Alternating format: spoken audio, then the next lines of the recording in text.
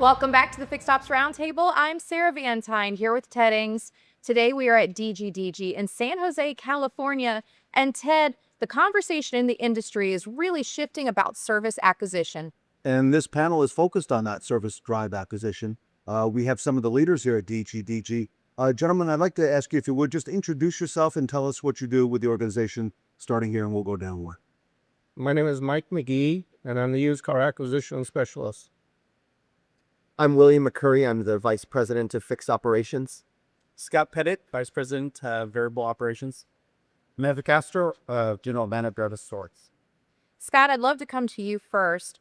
How are you turning the service drive into a true acquisition channel? And where do most dealerships leave money on the table in the service lane? Well, I think it starts with just having a plan. I think most dealerships, they kind of step in and out, and they don't have key metrics that they're really looking at. For us, it's all about conversion. It's making sure we understand the RO counts that we have and where we want to be. And then on top of that, making sure that we are paying every dime that we can get. Not get, but every dime we can get, I should say. And that starts with the fact that it's coming into the drive, and we understand more than any other car that the history is no mystery in the sense that we know the reconditioning. So that gives us a big lift to be able to make decisions that are actually based on data and to make sure that we're paying the most for it. And if you're going to ask me where most dealers fail, I think number one, they don't have a consistent process. It's probably too manpower heavy. Human capital to DGDG is very, very important. And to us, how do you leverage things like AI so that you don't have someone just standing in the drive all the time, waiting for things to happen, but we're using their time based on KPIs that make sense. So in our drives, they have to raise their hand first, but we're actually addressing everybody that comes through with some form of AI. And that a lot. William, what processes or tools are actually driving conversions, not just conversations or customers? Yeah, I mean, I think, as Scott mentioned, it's about having a plan of what we're looking for and what we're after to get in terms of harnessing all of that traffic that's coming through the driveway to be able to get us additional units to sell. But from a process, piece, we've got AutoHub that we use where Scott's able to put in the criteria that we're looking for. But we're also able to do things where we leverage Xton and our MPIs that the vehicle acquisition specialists and the used car managers are able to see that data in real time, just like the customer can, so that they can make a real-time decision on giving the customer the best value for the vehicle and hopefully giving us an opportunity to sell them another car and restart the life cycle. Such great points. And Neff, you as the GM of Sunnyvale Honda, how do you align service advisors and sales teams around shared goals? It comes to, like Scott was saying, having the processes in place. It's a full circle. When it comes to service, we have opportunity for our customers to see that we have a free evaluation for them. From our service advisor's point to our sales crew to acquire the vehicle. So the full circle comes around. Service advisor understands that we're going to get a car, get an opportunity to get the car. You're going to get to another unit and come back over to service. That's what I mean by a full circle. So once they understand the why, I think it is a very smooth process that we follow. Can I add something to that? I think, too, making sure that there's something in it for everyone. So as a service advisor, the fear of losing that business could be something that's, if it's not addressed, it could actually inhibit the fact that we could be able to buy cars in this drive.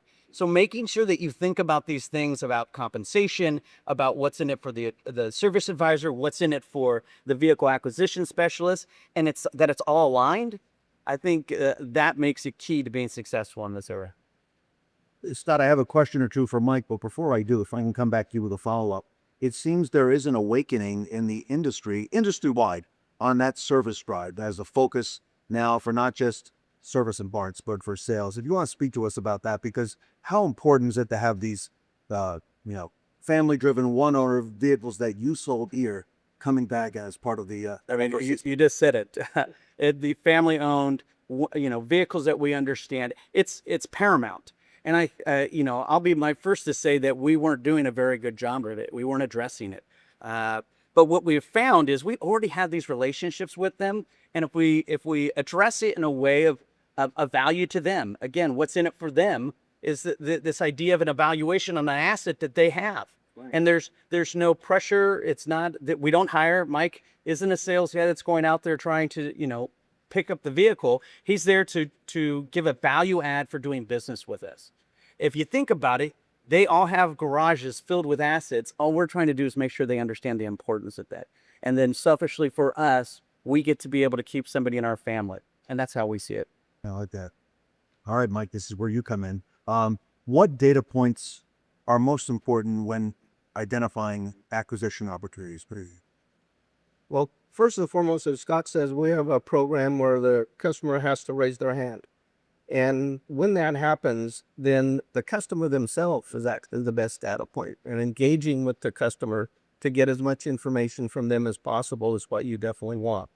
The other thing that we have is our service drive. So we have that wonderful resource with all of that information right in our fingertips.